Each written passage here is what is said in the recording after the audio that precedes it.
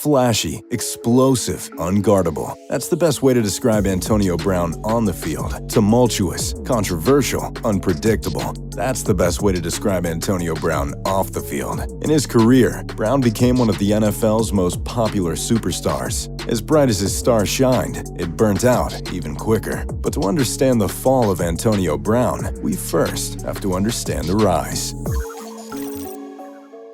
Where Brown's story differs from the rest is where it all started. AB wasn't born rich, and he didn't come out of the womb 6'4", running a 4.3 40 like a lot of athletes nowadays do. In fact, from a young age, AB had the odds stacked against him. His mother and father divorced at the age of 10. His father, Touchdown Eddie Brown, is known as the Jerry Rice of arena football. But the life of a professional football player can estrange a man from his family. By the time Antonio was a teenager, they no longer spoke, leaving AB to live with his mother in the rough Liberty City neighborhood of Miami. AB attended Miami Norland High School in Miami, Florida, where he was a two-sport athlete in both football and track and field. For the football team, he did everything. I mean literally everything. He played running back, quarterback, wide receiver, and punt returner, and was a two-time All-State selection. He also received North Athlete of the Year honors at the 2005 Miami-Dade Gridiron Classic. But while AB continued to grow on the football field, his at-home life continued to worsen,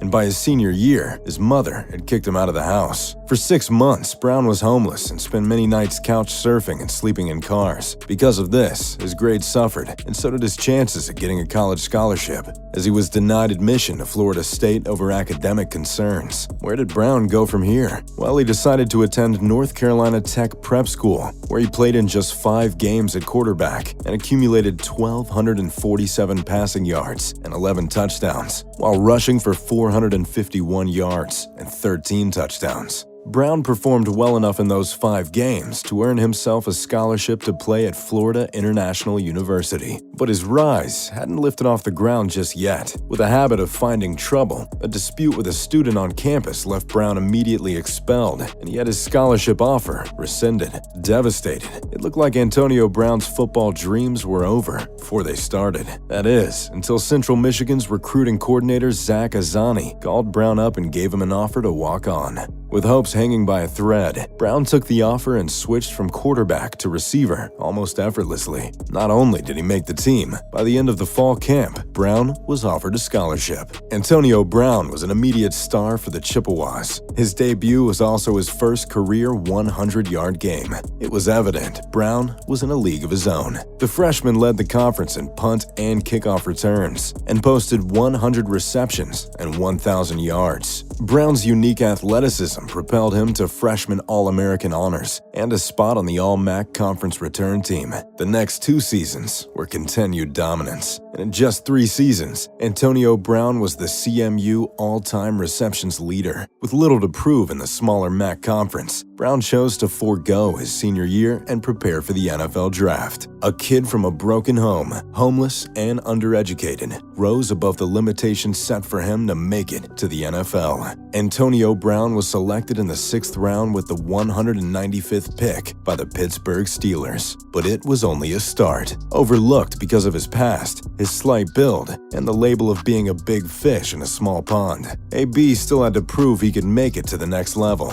This was nothing new for Brown, though. He'd been doubted his entire life. However, what has always propelled Brown past his competition was his relentless work ethic, which has been confirmed by multiple teammates, and he would need it in the National Football League. In true AB fashion, he returned a kickoff for a touchdown in his debut. As a rookie, Brown shined with returning duties. In the next season, he assumed the slot receiver role as well. Brown's 2012 season was more than just a breakout. It was an assertion.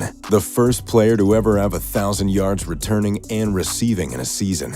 Brown was offered a 5-year, $40 million plus contract. AB had risen from homeless to a Pro Bowler in his first year as a starter and made himself rich in the process. As his game grew, so did his life and his ego. Now the Steelers' #1 receiver, Brown had what would be considered a down year. Injuries held him out of 3 games and under 1,000 yards receiving. The The pressure mounted, and Brown was caught in the spotlight. From the media to teammates and family, everyone was looking squarely at AB to perform. But with the odds against him, Brown has always come through big, and this time would be no different. In 2013, he answered the bell, breaking every Steelers single-season receiving record, as well as being granted first-team All-Pro honors for the first time and being invited back to the Pro Bowl. But his antics were starting to wear on NFL officials. He was fined for multiple in-zone celebrations and a standing crane kick to a Browns punter. 2014 came around, and Antonio Brown only got better, topping his career bests in catches, touchdowns, and yards. AB truly hit superstar status, widely being considered the best receiver in football and a sports idol to kids all over the world.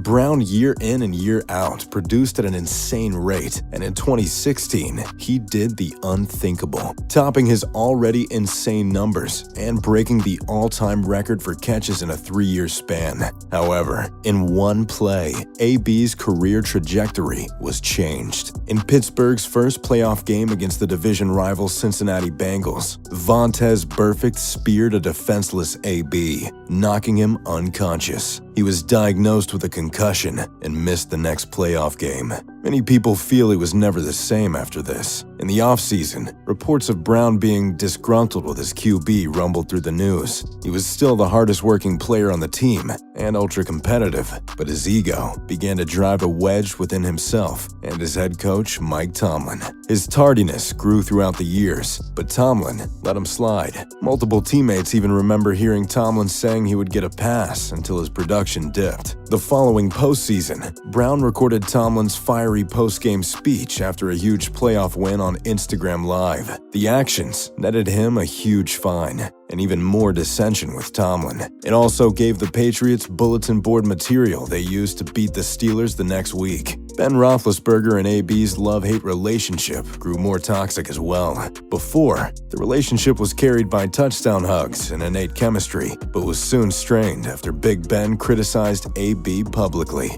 Despite his locker room drama, AB was too good to just let walk out of the door, so the Steelers re-signed him, making him the highest-paid receiver in the league in 2017.